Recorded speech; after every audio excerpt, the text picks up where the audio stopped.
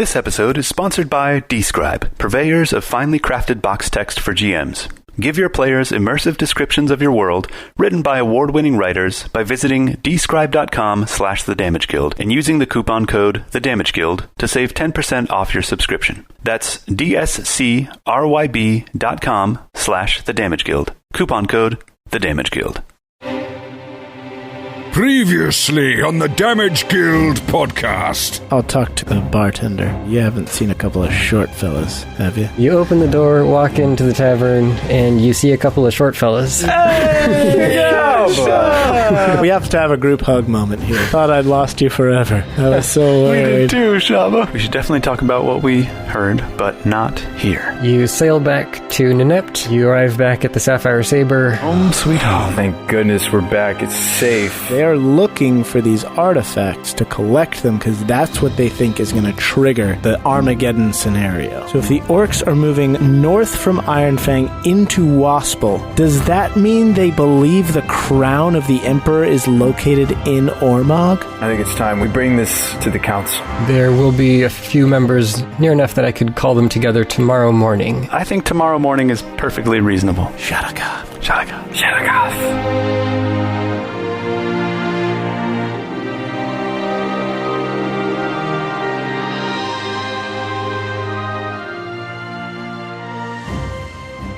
How do Goliath women pretty themselves, Shabba? And have you considered dating outside of your race? Have you noticed the pebbly protrusions all over my skin? Have you ever noticed that? So they put bows on the protrusions. Well, have you ever noticed the tattoos that are naturally occurring on my face and head, neck, and shoulders? Yeah. I thought you painfully got those and paid oodles of cash for them. I did not. I was born with them. Wow. There's a Goliath tradition that says that the tattoos and the pebbly protrusions that are most dissimilar to yours are the ones that you find most attractive. So in Goliath society, there is no real need for any sort of right, there's no need for fakery. courtship or anything. It's almost like you're destined for... It's almost like you just kind of know. You just see her face, and then person, you know. Yeah. It's love at first sight. Right. It's like in any society. Genetic love at first sight. Yeah, you see the tattoos and you're in love. That's how it goes. So it's kind of... So you just didn't see her while you were in the tribe? No. All the girls in the If tribe... what you just said is true, then you would have seen a Goliath female that was dissimilar enough to your genetics and your tattoos and protrusions that you would have fallen in love. No, Tokas, you'd be very surprised. Tribal societies are fairly inbred over time, especially in a small tribe like ours. And so there really is not a whole lot of genetic diversity, so that's kind of the reason why Goliaths tend to break out from their tribe and travel to kind of meet new people. For me, there was never really this instant connection with anybody, this instant wow, your tattoos are great. Right, their tattoos all made you realize that they were like your sister or your cousin or something. Pretty much. Hey, you're probably my distant cousin, so no thanks. I'm gonna leave now. Bye. Right. Yeah. That's really convenient. So for my society, most normal societies, you get to know the person and then you find out, hey, who's your mom, who's your dad, and then who's their dad and their mom, and gross. You look at the family tree of things. And then you realize that we're all cooped up in this hole, and gnomes don't get out very much. We have to dig a new hole and dig all the way to another society of gnomes, and then through that, there's the genetic diversity for us. That's my love story. Digging a hole. That's beautiful. Gotcha. Yeah, getting to know people for the sake of romantic relations is super overrated, if you ask me. I don't think there's any substitute for just knowing. And for that reason, I do not consider relationships outside my race because nobody else really has the right kind of tattoos. Yeah, but what if they were willing to get them, Shabba? You need to expand your mind. Okay, so again, back on the subject of fakery and how human women sometimes dress themselves in certain ways to look different or to accentuate certain features. Right, they add the blush to the cheeks and the... Yeah. Yeah, I find that completely repulsive. in every way. Azlo, like, puts away his disguise kit. He, like, kicks it under the table. Yeah, so anybody who would put on airs or make themselves look different for any other reason than to protect themselves and protect their life, like we have done. Tokas takes off his wig and says, yeah, how does this make you feel? Yeah, well, we didn't really know each other back when I found out about your wig, and also I'm too nice to generally tell you that, but also I'm not typically attracted to gnomes anyway, so it doesn't really matter. If it makes you more comfortable with me, Shabba, I could go wigless, and Tokas puts the wig into his backpack. Honestly, it's whatever makes you feel comfortable. All I'm saying is that from my perspective, I don't really find any of that necessary. Unless, like I said, it's to protect yourself. Like when we went into orc country and we all looked like orcs, that was so that we would be at least relatively safe. Right, but I mean, if you're saying that me wearing this wig is compensating and I'm like not embracing my real self, I should just let the ghoul flesh hang out. So Tokas, again, my wig is in my backpack and like you can see, it looks like a dried out orange rind or like a grapefruit that you left in the kitchen too long. Like a raisin. A raisin. That's totally all right by me, Tokas. Find your truth, whatever that may be. This is what I look like, Shabba. Look at me. Yeah, I'm. Look at it and tell me I'm beautiful. I said, look at it. I'm sorry. I said, stare upon my countenance. You do note that Almar, when he sees you take off the wig, kind of grimaces a little bit. He's like, but he doesn't say anything. Oh, that's kind of him. It was a hair growth potion recipe gone bad, I believe. No, it was the crystals. The evil crystals. The dark crystals. Dark crystal. The dark crystal. Well, I'm going to start embracing who I really am, Shabba, after your speech. I think you should. I think that's a huge step. That's bold. In the right direction, Tokas. In becoming who I really am? Mm-hmm. But I also think that you should perhaps wait if you happen to see if you happen to meet until after the gnomish council? Yeah, that's true. No, I'm just saying, like, wait till you're married to a gnomish lady before you take off your wig again. Just because I think it's a great thing that you're finding your true self doesn't mean that a potential mate would also. Okay, I got it. So out in public, I'll wear the wig. Yeah. Just in case. But when it's just us, I don't can care. take it off. You can. Because out of all the people in the world that you would want to see your true self, it should definitely not be the person you want to fall in love with and spend the rest of your life with. Absolutely. Right. No. Right. That makes sense. No, I'm just going by what I've witnessed of other races. I mean, you should definitely broach the subject before you walk down the aisle, I would say. Well, you know what, Azlo, though, I don't think it's all that fake because I intend to have a full head of hair. I fully think that the experiments, like, we're going to figure out a way for me to grow hair again someday. So it's just, I'm just shortcutting to the end result of the experiments. Right. Yeah. And I'll hold on to that promise. And when I do meet her, I'll tell her, don't worry, I'll grow some someday. Don't worry, I'm going to grow it all back. I promise. Wow. That's why I became an alchemist, not to save my race, but to grow my hair back. Right? That's like the dirty little secret that Tokas has. It's like he's like putting on this front that he's like trying to save like his race, but really he's just very narcissistic and self-conscious. Yeah, that's also the perfect thing to say to a potential spouse. I'm really narcissistic and self-conscious. Yep, and that's why I'm an alchemist at the guild. Not to bring home a reasonable salary, but to grow back my hair. Because I can't look at myself in the mirror. So how could you? Now that we've done a deep dive on Tokas' psyche. Yeah. Do we want to check out the teleport place and see if they have a one-way ticket to Merengian? Definitely. For sure. We need to investigate that. Well, Almar, it's been good seeing you. Say hi to the kids. Say hi to the housekeeper. You're my best friend. It's always nice having you drop by. Always nice to hang out again, even though those times are few and far between these days. You now make your way to the Merchants Guild. You inquire about their teleportation circle and how one might be allowed to use it. Or perhaps if they have any other teleportation shapes besides circles that we might make use of. We'd take a square, we'd take a hexagon. Rhombuses are fine. Do you have any teleportation rhombuses? Teleportation services are provided to specific cities and locations to which we have established other teleportation circles, and we have round-trip passage available, and agreements have been set up to allow passage and handle taxes and such between all these different groups. Unfortunately, it is an expensive and relatively new development, so there aren't that many locations that we have available. However, I can give you the list here. Oh, yeah, let's get this list. All right, time to break out the atlas. You will note that costs are a combination of per person and per 20 pounds of additional gear, and are calculated based on the distance between here and the target location.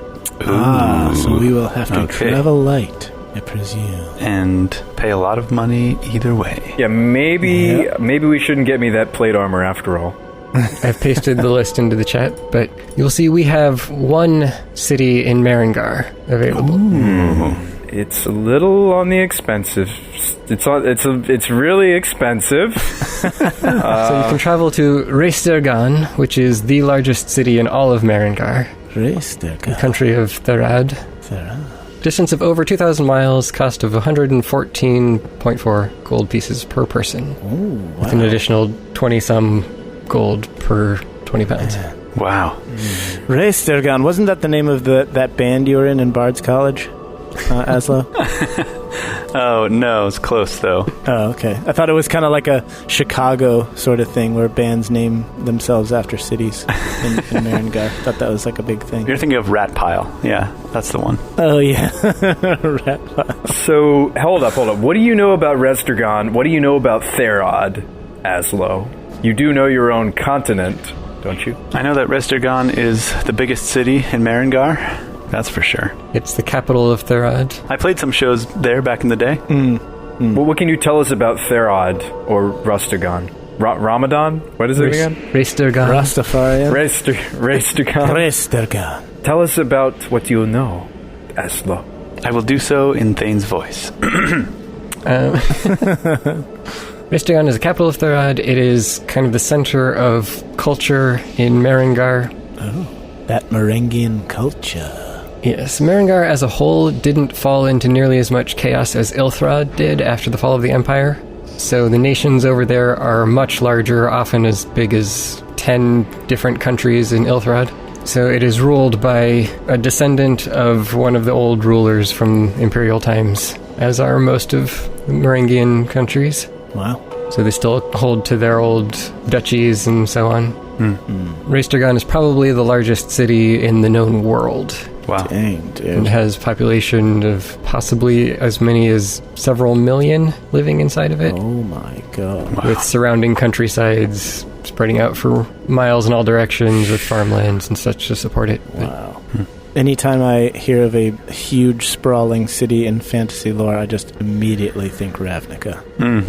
It's just, my mind goes visually, just because the tasty visual delights. There's going to be a crossover, more crossovers soon. Oh yeah, D&D and MTG. Well, no, we had Magic go into D&D, and now we're having D&D go into Magic. Oh, that's cool. Yeah. Well, once they print the MTG card that's a Vorpal, a +5 Vorpal sword, I will put 8 of those in my deck. But Jay, you can only have 4 of a kind in Magic. Not if it's a Vorpal sword. Not a +5 Vorpal sword. There's a special rule for that. It slices through the rules. That's right.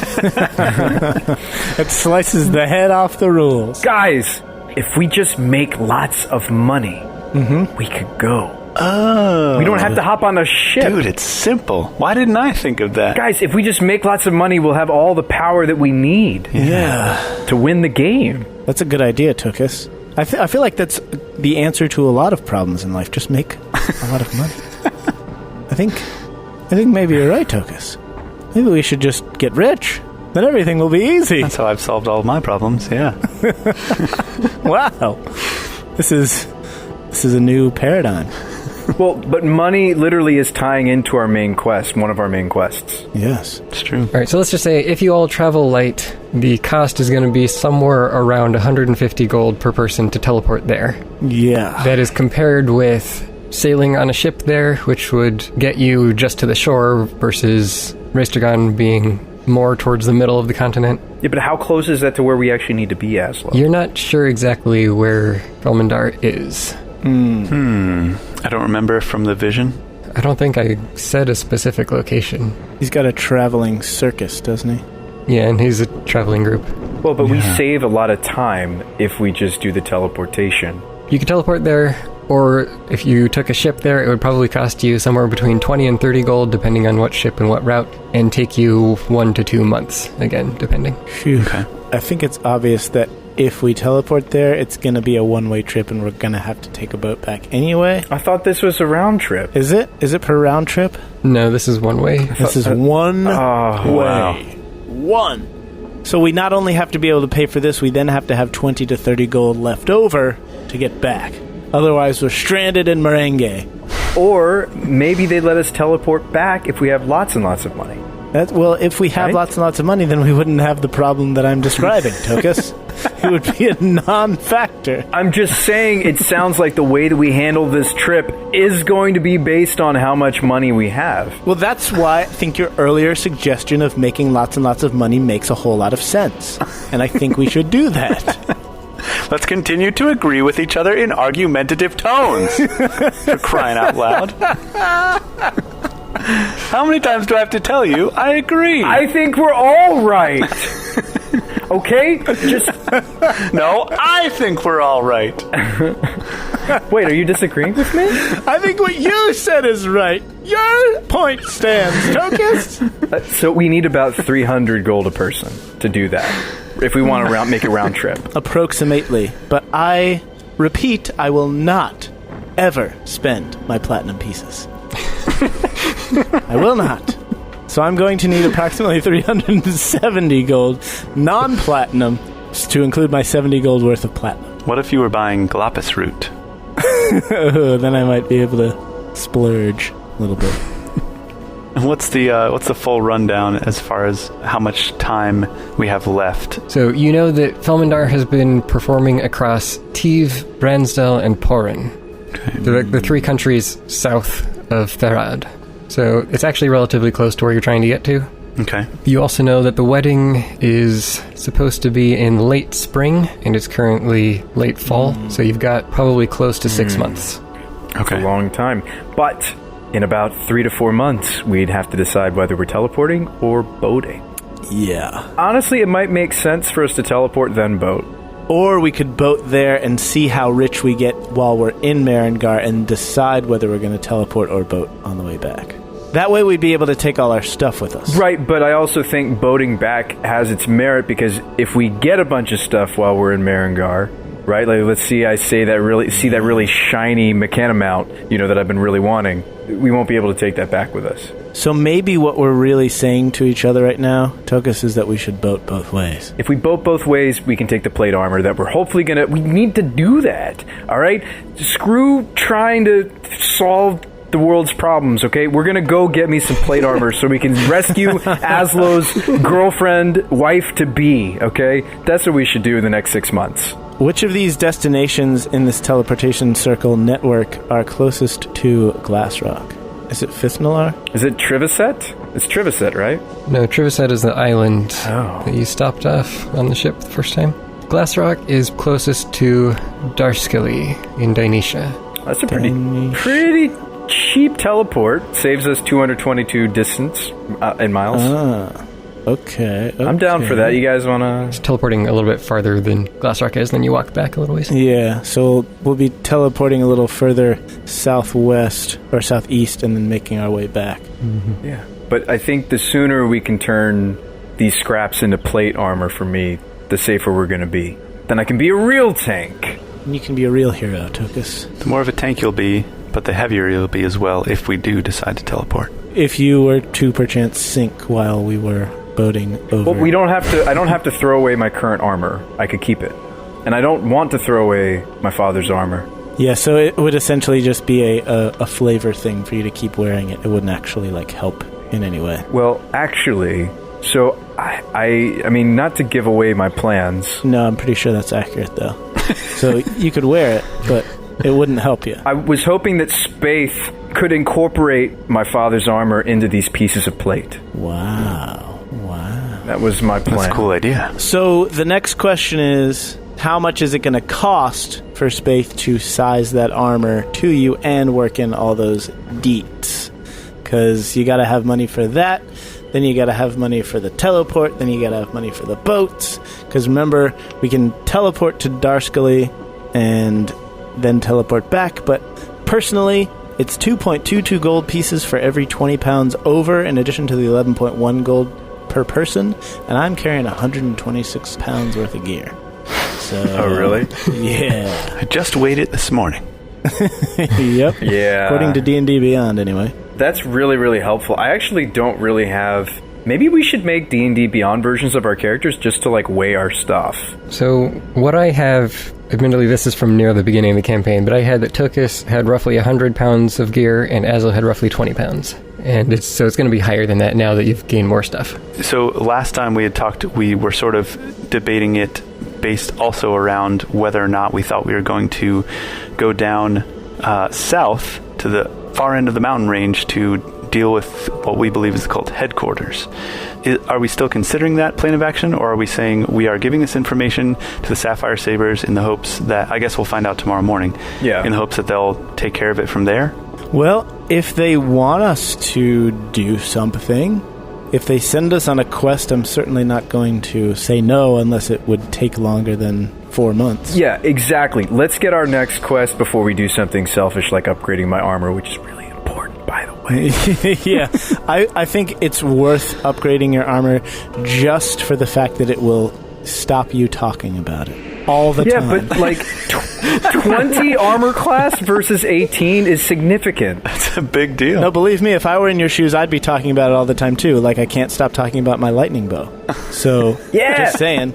Or about how you won't change out your platinums. Yeah. Oh man, you're gonna have a lightning bow. I'm gonna have new armor. Oh, we need to get something though for Azlo. Mm-hmm. I mean, I'm going to have a lightning bow. You're going to have metal armor. Are you seeing a correlation here? Yeah. I mean, think about it. Like, it's almost as if we're going to get, like, It's almost as though if there were an extra layer of added realism to the game, then me shooting you in your metal armor with my electric bow would do more damage. But that's not the way the game works. So just thinking from a theoretical perspective, you know, you're a semiconductor almost at this point. Yes. You know, Shabba, you do spend a lot of time thinking about what it would be like if you shot us with your bow. I'm a little concerned about that. I spend an unhealthy amount of time thinking about that. It's really disconcerting. Is that a legitimate thing? If I was grappling two enemies, let's say in my nice ogre gauntlets, let's just say, and then he shot me with the lightning bow, that's exactly would we what all I'm three saying. of us get zapped? Yeah. Perfect. It would be like Azlo thunder waving a group with you in it, kind of. Yeah. Except it would be like you electrocuting. Never happened. Yeah. Nope. As a matter of fact, you should build some lightning rods into the gloves. Oh, yeah! So that the electricity will course through your body and be concentrated in those that you are touching. Come out your whip. Exactly. Yeah, we can come up with some weird combos that are masochist toward Tokas. Yeah, more detrimental to us than to our enemies. Totally. Quick note, you were talking about possibly going south, and I just want to say the farthest south you could get is the city of Mosat in Engwald, next to the Ricer Sea, and it's quite a ways south-southeast of Ormug. Why were we going south again? To fight the cult. Yeah, that was a thought that Azlo had brought up. Oh, okay.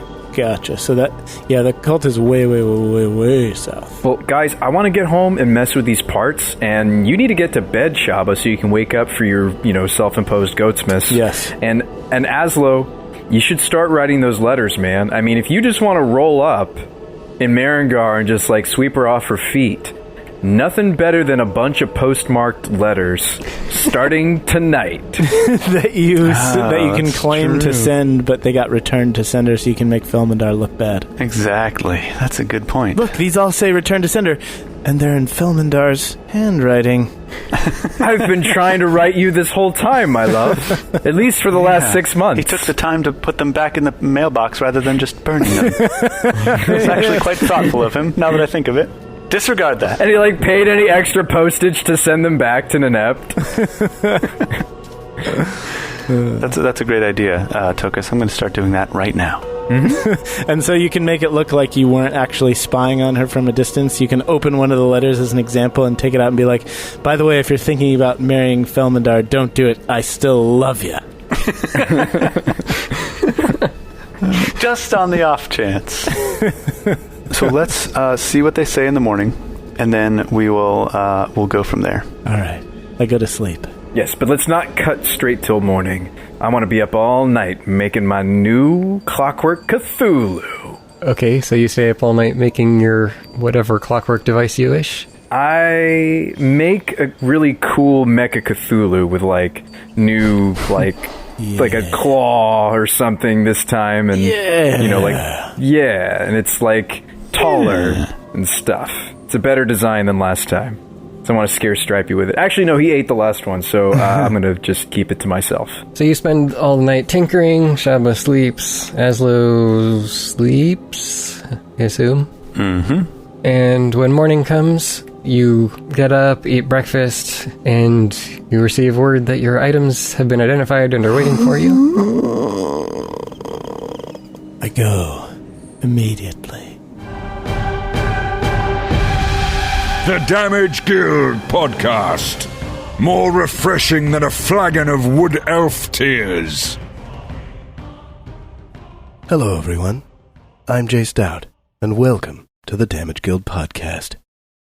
Are the winter doldrums getting you down? Have you found yourself pacing around inside your house, unable to concentrate, unable to think about anything except for our podcast?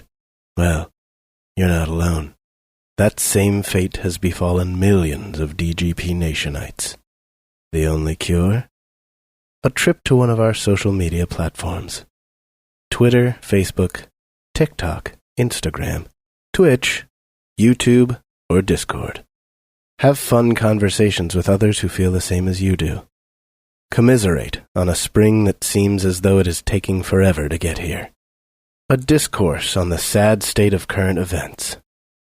And when the conversation goes stale and you realize that it's going to be another several days before the next DGP episode comes out, why not have a look at our Patreon, where we have an entire bonus campaign just waiting to be listened to. And if all that doesn't brighten your spirits, why not take a look at our store at thedamageguild.com/shop. I know a little retail therapy always gets me in a better mood.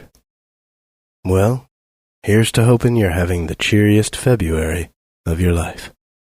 Don't worry, spring is just around the corner, and we'll be here to welcome it in together. Have a great rest of this episode, and we'll see you again in just 2 short weeks. You are listening to the Damage Guild Podcast.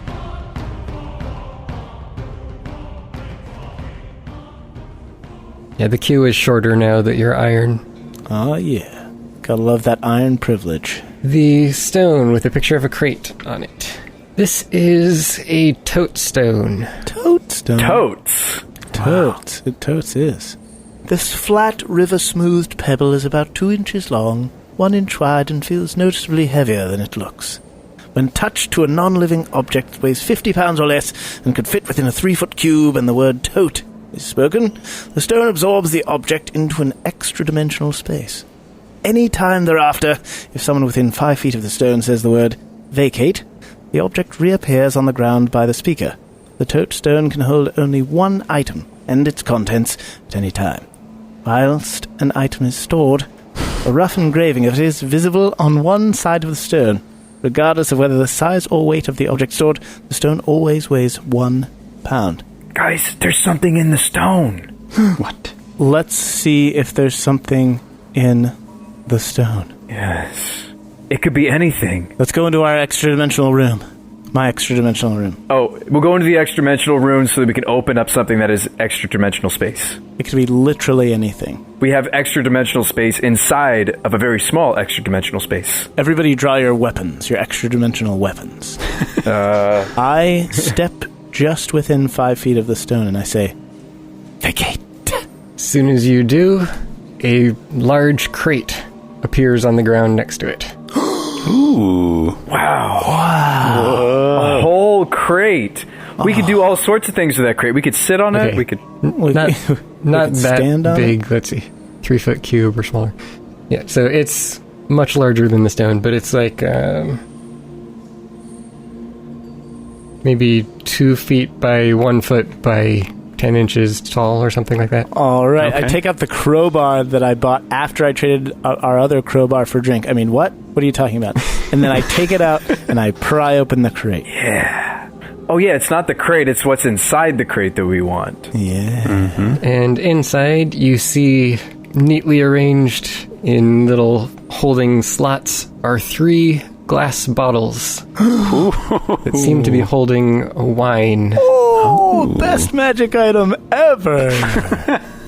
Hey, we've come full circle. The crowbar that you gave away for a drink, and then you got a new crowbar led to more wine. Wow. It's a cycle that keeps returning to alcohol. It's a circle of life. They're like this divining rod for alcohol. Yeah. Wow, I wonder how much these bottles of wine are worth. They must be ancient. Do they have a year on them, on the label? Year of our Emperor 5. They do. This wine comes from the Untemnis lands, wherever those might be. And you count back the years, and it is 286 years old. Oh, my goodness. Man. This is a vintage that the Emperor himself may have imbibed. Well, let's go ahead and crack one open and give it a try, shall we? No, Tokas, this could be priceless. Tokas is already drinking one. We look over and he's like halfway done with one of the bottles. No! What have you done? Oh my goodness. Did we really do that or no? No, please no. So wait, I'm like you guys are having this conversation about how like expensive they are, and like I'm in the middle of uncorking one and you stop me. No, don't do it, Tokas. Then you turn around and Stripey's got another one between his teeth. We've got to take this to a pawn shop. They'll know how much this is valued at. A collector or something might know better. Could we go to the winery? A Vintner? Isn't that what a wine person is? Probably. That sounds right to me. I think so. Well, let's go see the Vintners. Isn't that somebody's last A name? winist? A winer? It's probably a whiner. That's what it is. Yeah, they're winers. Yeah. I'm pretty sure the Vintners is the name of a popular folk band in Merengian. Right, isn't that right? Yeah, that's true. It is. Azlo? Yeah, Vintner is a wine merchant. A wine merchant. All right. Guys, there's other really good news about this stone. I weigh 50 pounds, and I could fit within a 3-foot cube. So, Non-living. yeah, non-living, but hypothetically, you could store me in that stone. Yeah, if you died, we could put you in the stone. Yep. Yep. All right. Point taken. Well, that might actually be a better place to preserve him, right? If we put him in an extra dimensional space, then all the worms and stuff that's going to want to eat his body at night while we're dragging him to some sort of place to get him rezzed. Still not an object. That's true. That's true. I don't think that would work. Wait, even if he's dead, he still counts? He's still not an It object. says non-living. He's a dead person. He's Non-living not object. a non-living object. Well, I think it would count. You think it would count? Yeah. Yeah, you are now a non-living object if you're a corpse. Let's not talk about this. We don't want Azlo dying on me. Don't die on me. Oh yeah, also I have the periaptive health or whatever, so I can't, I always stabilize. So, Oh, that's true, yeah. probably not going to happen. Wow.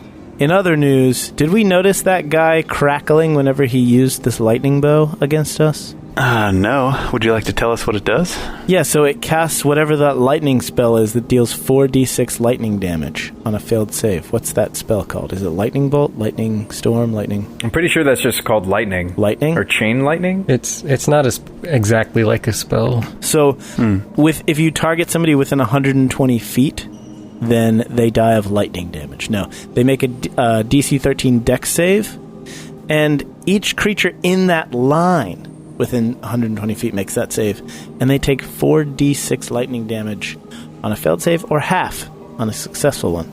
But the bow also deals 1d6 lightning damage to you, and you can't save against it. Yeah, but you're missing the most juiciest part on this thing. What happens if you hit them?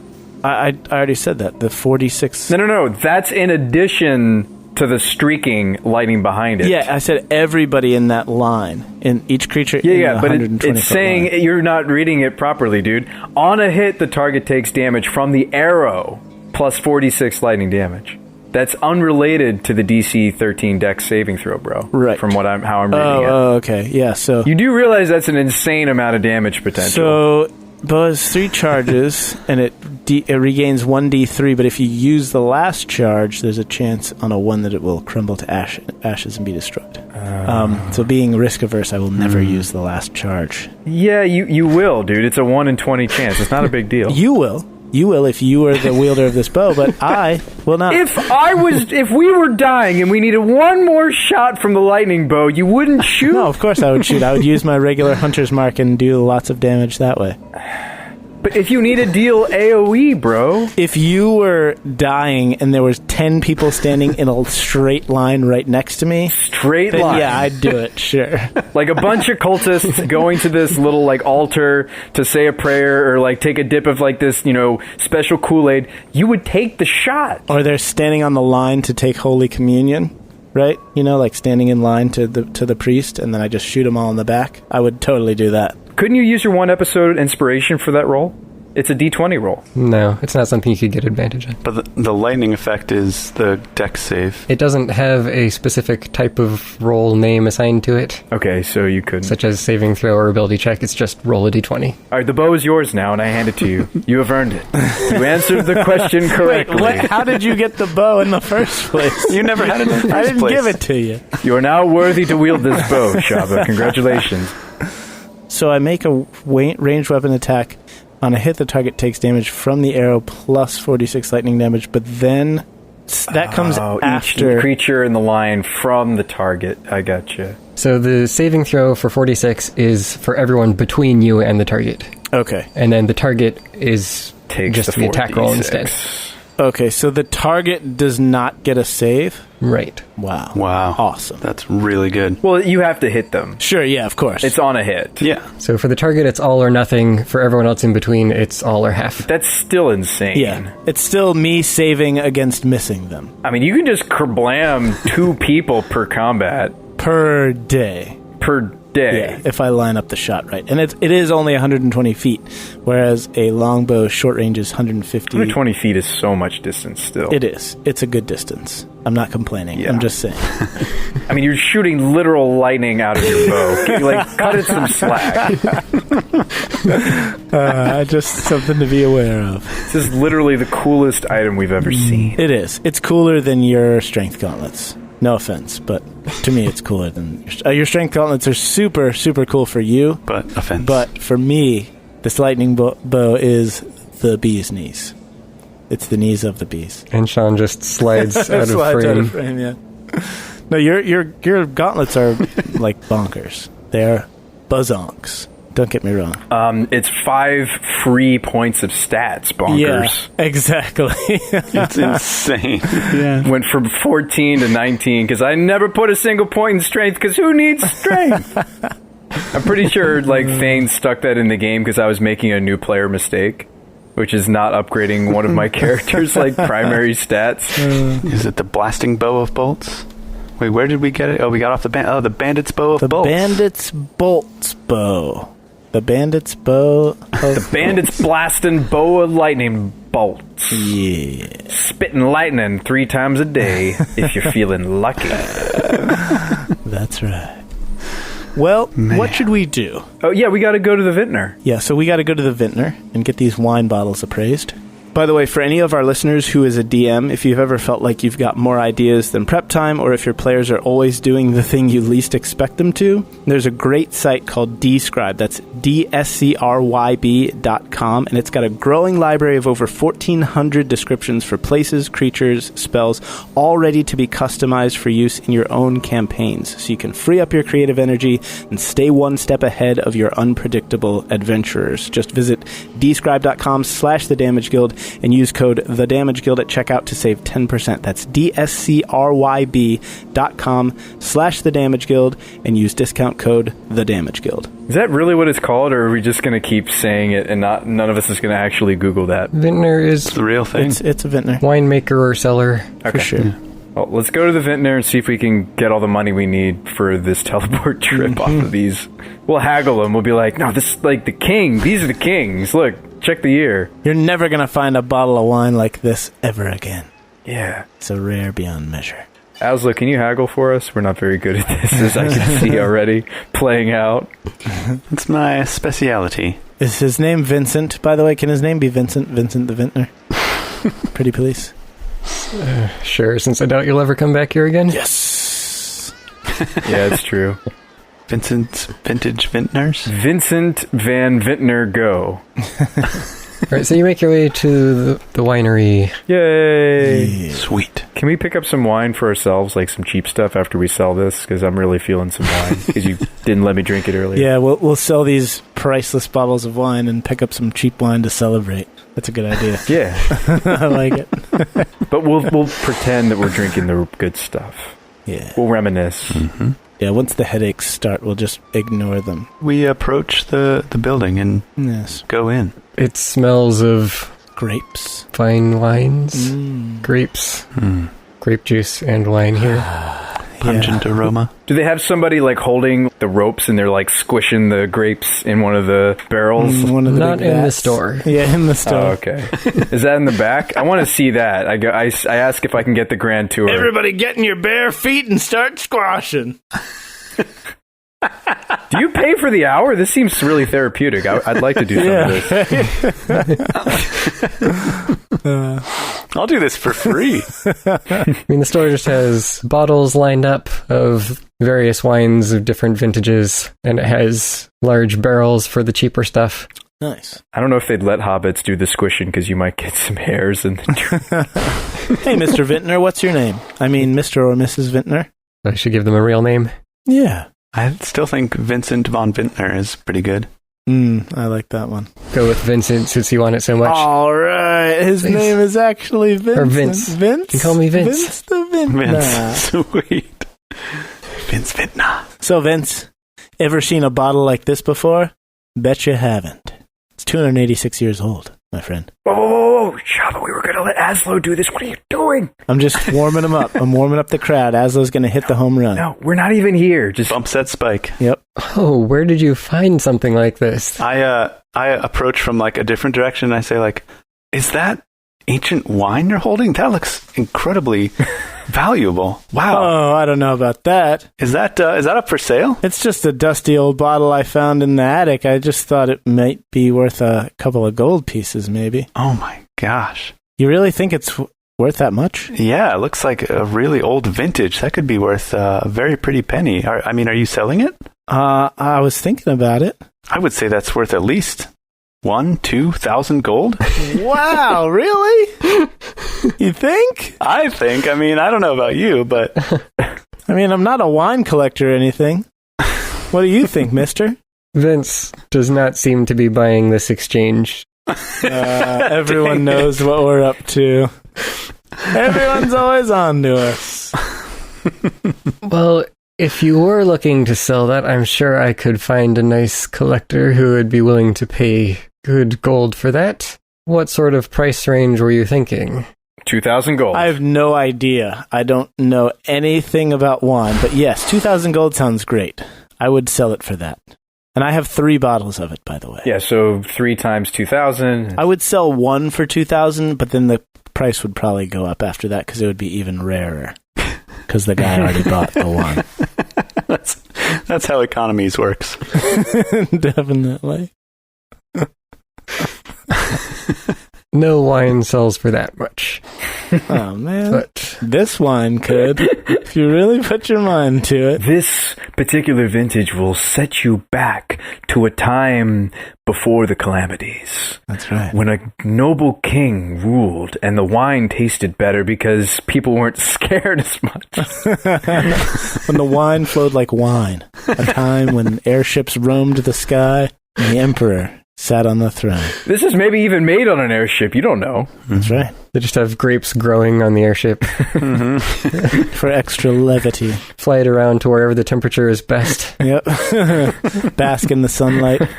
At a higher altitude, the grapes taste of a different taste. You get the good oxygen, good sunlight, That's right. and water straight from the clouds. I'm going to have Azlo give me a persuasion check to get the best deal you can out of them. This is indeed very fine wine, and I haven't seen its like in many, many years. Azlo, don't forget. Azlo, don't roll yet. Don't roll yet. Okay. This might be the only roll that we do today. I take out my harmonica holder with the Lucky Rabbit's foot in it, and then I lean over to Azlo, and I rub it against the back of his neck. Ooh, it's so awkward. I stand up straight. That's not what I was suggesting. I was suggesting that, Azlo, what about your once per recording sesh roll? It's the same effect. Yeah, same thing. Same dealio. Oh, really? Yeah. Advantage. Oh. Yeah. This is indeed some of the most valuable wine I've ever seen, especially coming from the Untemnes. They were a fine winery back in the days. Are they still with us? Sadly, I believe they're Extinct. They went out of business? Bankrupt. The vineyard fell Oh. during the constant chaos of the wars afterwards. But they fought valiantly with the wine that they had. What was the name of the... Untemnes. Untemnys. Untemnus. Wow. That actually does sound like a vineyard.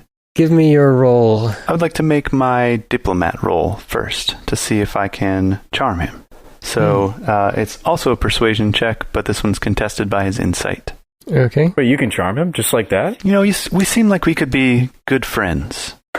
That would be a 29. Yeah, I can't beat that. Okay. All right. Charmer has advantage on social interaction checks with the charmed. Yep. So you already have advantage. Yeah, you already had it. Yeah. So you don't need the rabbit's foot. So I say, I'll make you a deal with advantage. You give me a good price on this bottle of wine, and I'll sell it to you. What? Okay. These are the two rolls I got. A 1 and a 2. Oh, my goodness. Fortunately, I get to re-roll the 1. Oh, yeah! Halfling luck. Yes! And that changes it to a 13. So total 24. Yes. Oh, man.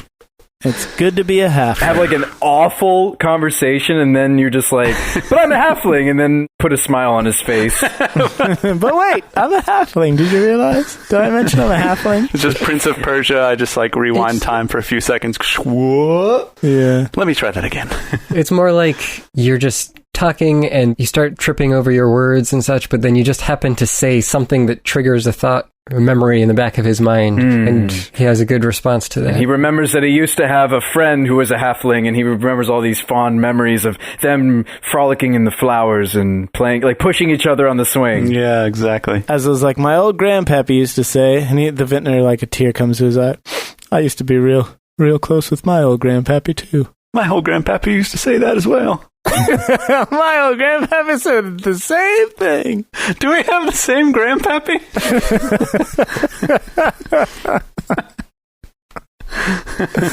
It's a dear price, but I would be willing to give you 176 gold for each bottle. Ooh. Wow.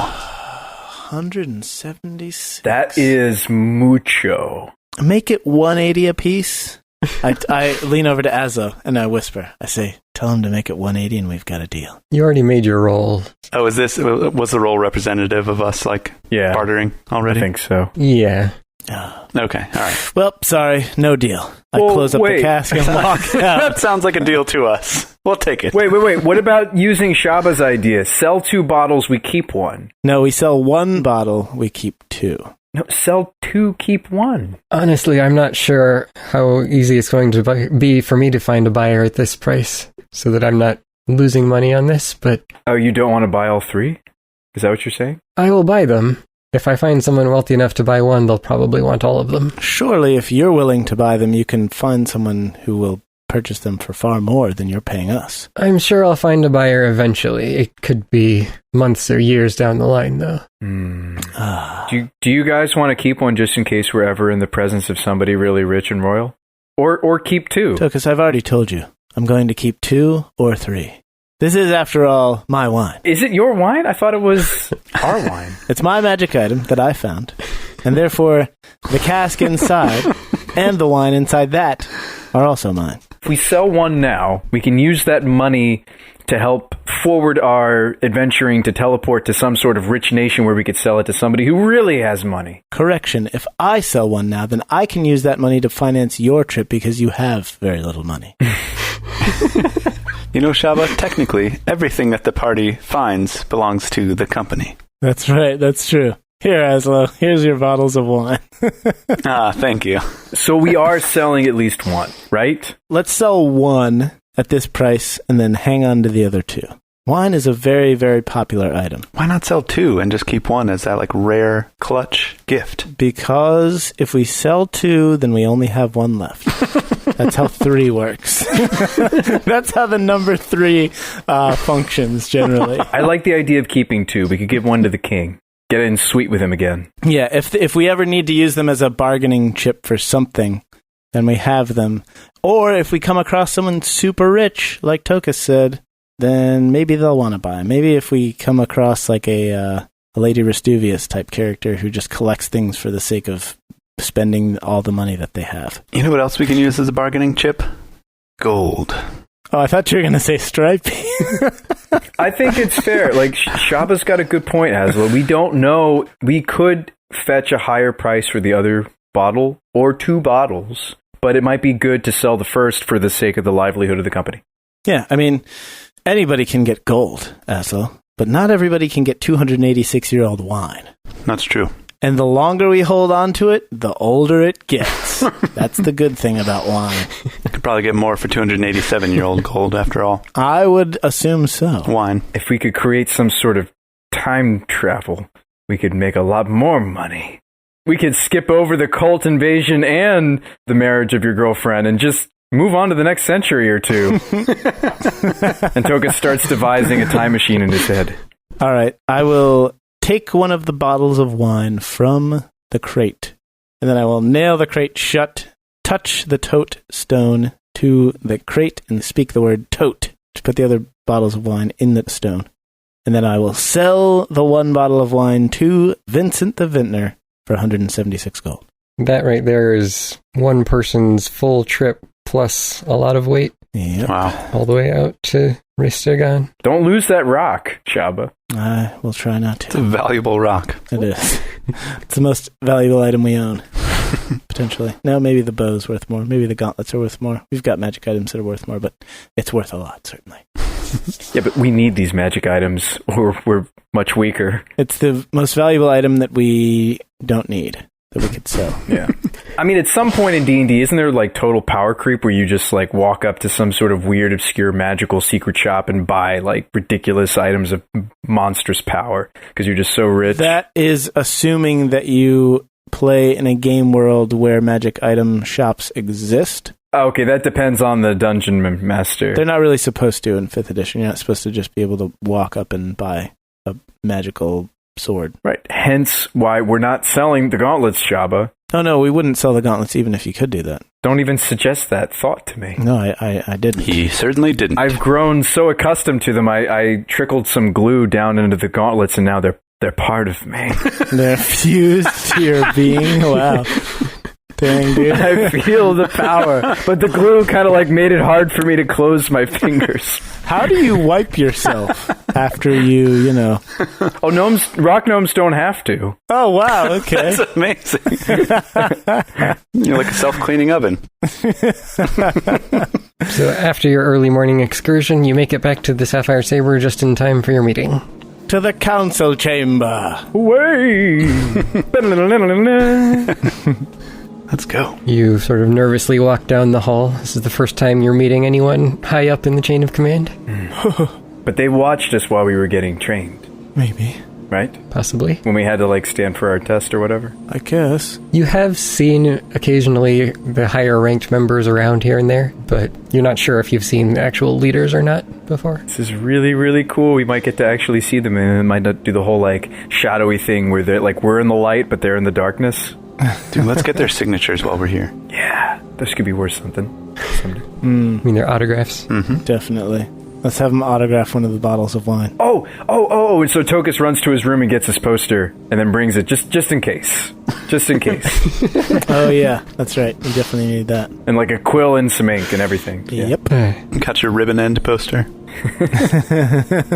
He's not on the poster, Azlo, and I don't want his signature on it.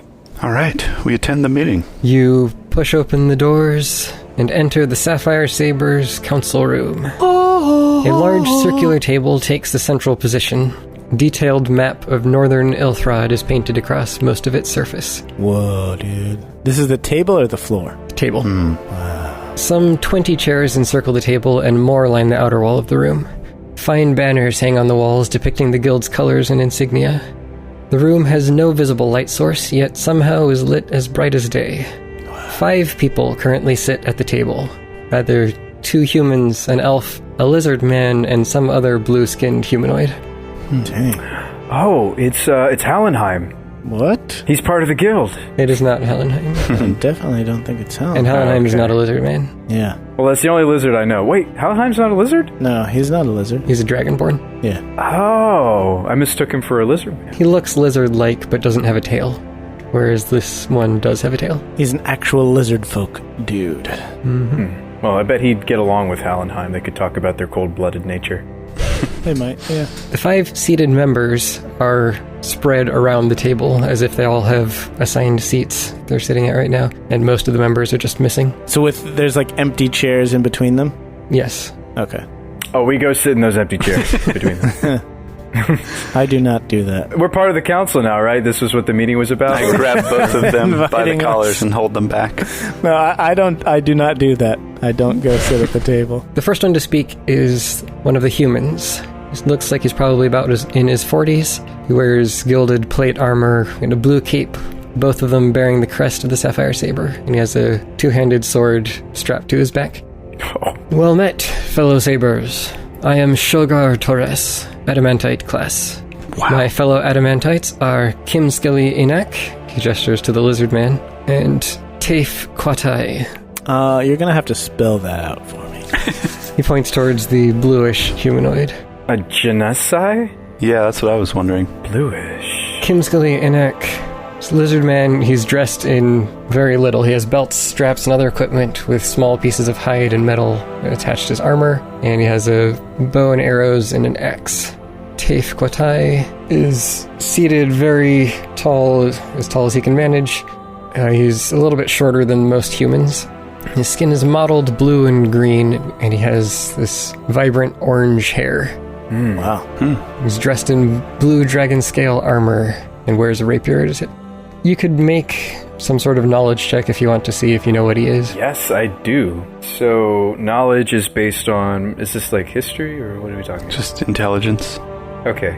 Yeah, that's a 19. Nice. You probably haven't seen one, but you think this is a Triton. Right. They are an underwater race. Sick. They often fight the Sahuagin and others. Does he have like gills, or does he just walk on 2 legs like a man? I mean, he looks mostly human. I knew a Triton once. His name was Trigus Garganath. Oh. Yeah, our friend from the Dice Girls. That's right. Ooh, super cool. Yeah. Yeah, this episode's sponsored by the Dice Girls. Yes, the Triton has webbed fingers, webbed toes, and fins visible on his legs and arms, but otherwise appears generally human.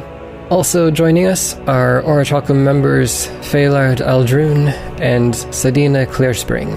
Phalard is the other human in the group, and he seems to be dressed in wizardy clothing, scarlet red robes. Sadina is an elven woman with golden hair and forest green tunic and boots, and has only a dagger.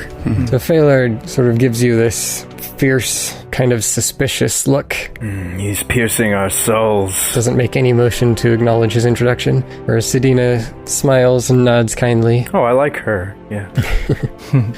You can't tell what Kim Scully is thinking. You're not familiar with lizard folk expressions. Is he like doing the whole like snake tongue thing? Like checking us out, like smelling the air? Do they have those, or is Every that once in a snakes only? Okay. I think lizards do that sort of thing too. So, Shogar continues. We are told you have new information regarding the cult of Altoria. I also understand that you are the ones who previously stopped them from poisoning the Narmek River. You seem to be taking this personally. Yeah, to say the least. Well, we're not here to discuss motivations. We're here to talk about how we're going to deal with this.